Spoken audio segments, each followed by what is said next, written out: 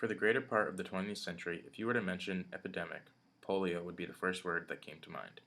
It was never a killer on anything like the scale of heart disease or cancer, but it specialized in affecting people in a more physical way.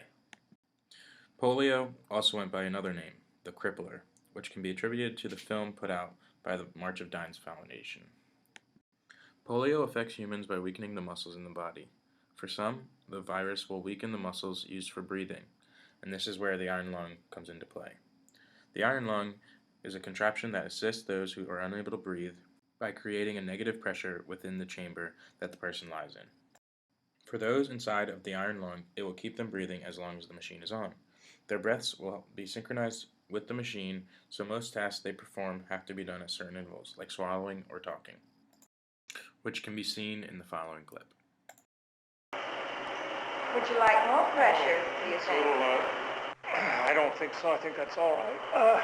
It's a little hard to breathe, but I'm all right.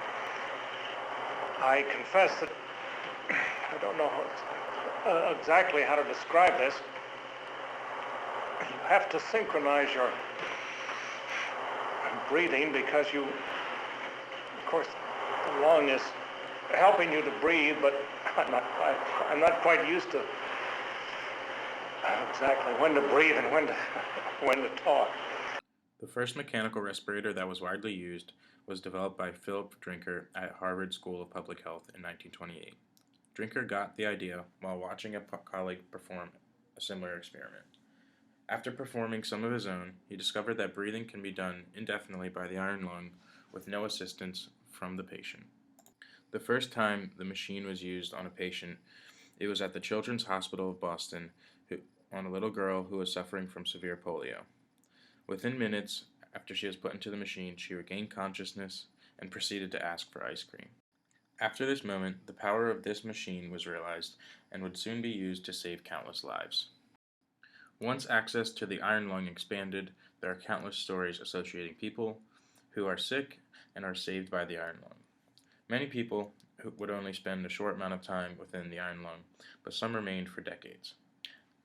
For an example, in 1959, there were 1,200 people using iron lungs in the United States. By 2004, there were still 39 people using iron lungs.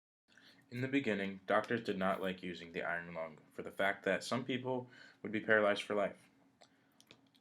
But just looking at this man's face, you can tell that being alive within an iron lung is better than not being alive at all. As time went on, smaller and more portable versions were created. This allowed people who suffered from the effects of polio to have more freedom and mobility. Some were able to live mostly a normal life, carrying around a portable pack. If you say the words iron lung, some people may not even know what you're talking about.